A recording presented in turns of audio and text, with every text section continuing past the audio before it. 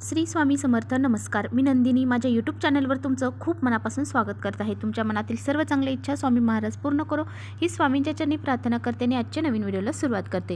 उद्या आहे 12 ऑगस्ट आणि वार गुरुवार. या दिवशी आलेली आहे श्रावण महिन्यातील संकष्टी चतुर्थी. तर पहा, प्रत्येक महिन्यामध्ये 2 चतुर्थी ह्या येत असतात. एक विनायक चतुर्थी असते आणि एक संकष्टी चतुर्थी असते. परंतु प्रत्येक महिन्यामध्ये येणाऱ्या चतुर्थीचं महत्त्व हे वेगवेगळं असतं. तर पहा, पवित्र श्रावण महिना चालू आहे आणि हा महिना भगवान शिवशंकरांना समर्पित आहे. आणि हा जो श्रावण महिना आहे तर या महिन्यामध्ये ही संकष्टी चतुर्थी आलेली आहे. आणि संकष्टी चतुर्थीचं व्रत हे गणपती बाप्पांना समर्पित असतं. आणि गणपती बाप्पा हे भगवान महादेवांचे अतिशय लाडके पुत्र आहेत. आणि चतुर्थी तिथी ही गणपती बाप्पांना समर्पित आहे. या चतुर्थीचं महत्त्व हे अतिशय सांगितलं जातं. संकष्टी म्हणजे आपले संकट हरणार. या दिवशी गणपती बाप्पांची विधिवत पूजा अर्चा केली जाते. आणि या चतुर्थीच्या दिवशी गणपती बाप्पांना भगवान शिवशंकरांनी सर्वात श्रेष्ठ देवता म्हणून वरदान दिले होते. आणि म्हणून हा दिवस जो आहे तर तो खूप खास आणि महत्त्वाचा मानला जातो. या दिवशी जर आपण गणपती बाप्पांची विधिवत पूजा केली, व्रत केलं आणि काही उपाय जर केले तर आपल्या जीवनातील संकट अडचणी ह्या दूर होऊन जातात. आपल्या घरावर कोणत्याही प्रकारचे विघ्न येत नाही. या दिवशी चंद्राचे दर्शन घेतल्याने पुण्य प्राप्त होते. या दिवशी स्त्रिया ज्या आहेत तर त्या आपल्या मुलांच्या दीर्घ आयुष्यासाठी, यशासाठी व्रत करत असतात. या संकष्टी चतुर्थीच्या दिवशी नेहमीपेक्षा गणेश तत्व जे आहेत तर ते पृथ्वी तलावरती जास्त जागृत अवस्थेमध्ये असतात. आणि त्याचबरोबर या संकष्टी चतुर्थीच्या दिवशी वास्तुशास्त्रात सांगितल्याप्रमाणे काही प्रभावी उपाय केले जातात. आजच्या व्हिडिओमध्ये मी तुम्हाला अतिशय प्रभावशाली असा उपाय सांगणार आहे. आपल्याला अंघोळीच्या पाण्यामध्ये अशी ही एक वस्तू टाकून अंघोळ करायची आहे. ही अंघोळ जर आपण केली तर कोणतेही शत्रू असू द्या तुमचे किंवा कोणतीही शत्रुबाधा झालेली असेल तर ती कायमची संपून जाईल. आपल्या मनातील ज्या काही इच्छा आहेत तर त्या कठीणातील कठीण इच्छा जरी असल्या तरी त्यासुद्धा पूर्ण होतील. असा हा अत्यंत प्रभावशाली उपाय आहे. हा उपाय कसा करायचा आहे, कोणत्या वस्तू आपल्याला अंघोळीच्या पाण्यामध्ये टाकायच्या आहेत याबद्दल संपूर्ण माहिती आजच्या व्हिडिओमध्ये आपण जाणून घेणार आहोत. त्यामुळे तुम्ही कुठे व्हिडिओ स्किप न करता शेवटपर्यंत नक्की बघा, जेणेकरून तुमच्यापर्यंत योग्य ती माहिती पोहोचेल. आपल्या चॅनलवर नवीन असाल तर चॅनलला लगेच सबस्क्राईब करा आणि असेच माहितीपूर्ण व्हिडिओ पाहण्यासाठी बेल आयकॉनलाही प्रेस करा. म्हणजे मी जेव्हा नवीन व्हिडिओ अपलोड करेन त्याचं नोटिफिकेशन सर्वात अगोदर तुम्हाला भेटेल आणि तुम्ही एकही व्हिडिओ मिस करणार नाही. त्याचबरोबर कमेंट्समध्ये ओम गण गणपती नमः हे लिहायला देखील विसरू नका. तर पहा, आपल्या हिंदू धर्मामध्ये स्नान करण्याला आणि दान करण्याला विशेष असं महत्त्व दिलं जातं. आणि जेव्हा काही विशिष्ट तिथी असतात तर अशा विशिष्ट तिथींवरती आपण जर पवित्र गंगेमध्ये जाऊन स्नान केलं तर आपले जे काही आपण कळत नकळत केलेली पापं असतील, काही अडचणी असतील, काही शत्रू असतील तर ते सर्व नष्ट होऊन जातील आणि आपल्याला प्रत्येक कामामध्ये यश मिळतं. तर पहा, तुम्ही पाहिलंच असेल, अमावस्या, पौर्णिमा, एकादशी, चतुर्थी या तिथींना आपण पवित्र गंगेमध्ये जाऊन स्नान करत असतो. तर पहा, प्रत्येकालाच हे काम करणं शक्य होत नाही, म्हणजे पवित्र गंगेमध्ये जाऊन स्नान करणं शक्य होत नाही. तर मग आपण घरच्या घरीच अंघोळीच्या पाण्यामध्ये काही वस्तू टाकून जर स्नान केलं तर आपल्याला जे नदीवर स्नान केले इतकं पुण्य आपल्याला प्राप्त होत असते. तर पहा, प्रत्येकाला काही ना काही दोष हे लागलेले असतात. जर आपल्याला काही दोष लागलेले असतील, आपली कुठलीही महत्त्वाची कामे ही पूर्ण होत नाही. आपल्याला प्रत्येक गोष्टीमध्ये अपयश हे येत असतं. आलेला पैसा हा आपल्या घरामधून निघून जातो. घरामध्ये पैसा हा टिकत नाही. त्याचबरोबर आपल्याला शत्रुबाधा देखील होते, म्हणजे शत्रूंचा त्रास देखील आपल्याला होतो. हे शत्रू आपले गुपित असतात, आपले घरातले असतात किंवा आपले शेजारी पाजारी असतात. काही शत्रू तर आपल्याला माहीत देखील नसतात. हे शत्रू जे आहेत तर ते आपल्या प्रत्येक कामामध्ये अडथळे निर्माण करत असतात. कोणतीच कामं आपली पूर्ण होऊन देत नाही. तर पहा, हा उपाय जो आहे तर तो तुमचा कोणताही शत्रू असू द्या, तो नष्ट झाल्याशिवाय राहणार नाही. म्हणजे तो तुम्हाला कोणत्याही प्रकारचा त्रास हा देऊ शकणार नाही. आणि त्याचबरोबर तुमच्या ज्या कठीणातील कठीण इच्छा असतील तर त्या देखील पूर्ण होतील. त्याचबरोबर तुमच्या घरामध्ये दारिद्र्य, गरिबी जी आहे ती सुद्धा दूर होऊन जाईल.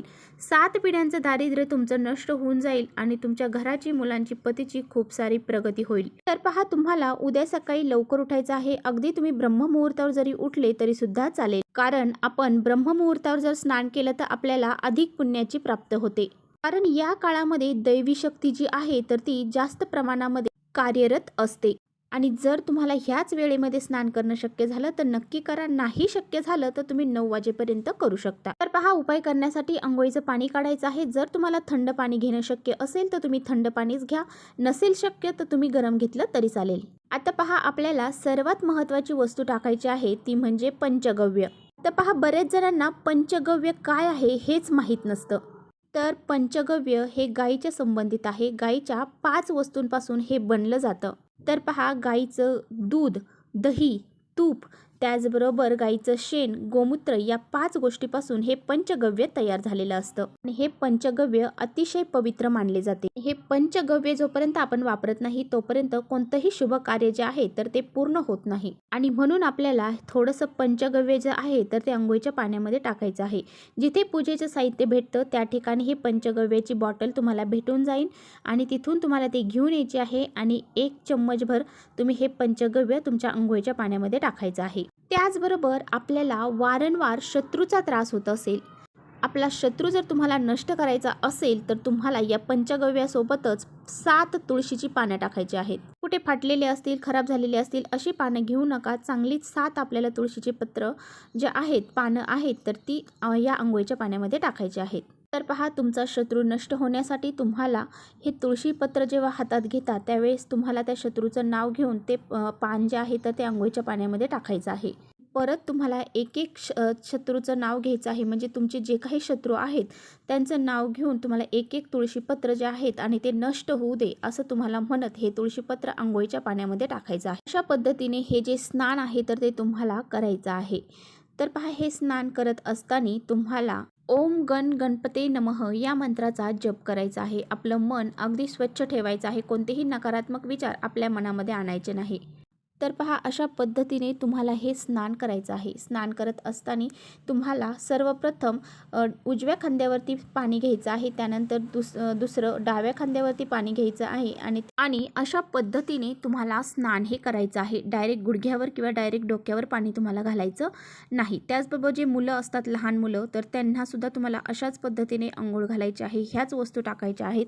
कारण चतुर्थी ही तिथी मुलांसाठी खूप महत्त्वाची असते. मुलांसाठी खूप उपाय ह्या चतुर्थीच्या दिवशी करावे लागतात आणि ते उपाय केल्याने मुलांची प्रगती देखील होते. आणि हे स्नान केल्याने तुमच्या मनातील कितीही कठीणातील कठीण इच्छा असू द्या ती पूर्ण झाल्याशिवाय राहणार नाही. तुमचा शत्रू कोणताही शत्रू असू द्या, गुप्त असू द्या, तुम्हाला माहीत असणारा असू द्या किंवा आसपास राहणारा असू द्या, तो नष्ट झाल्याशिवाय राहणार नाही. तुमच्या घरामध्ये काही अडचणी असतील, संकट असतील किंवा नकारात्मकता असेल, हे सर्व काही जे आहे तर ते नष्ट होऊन जाईल. त्यामुळे तुम्हाला असा हा एक उपाय उद्याच्या दिवशी आवर्जून करायचा आहे.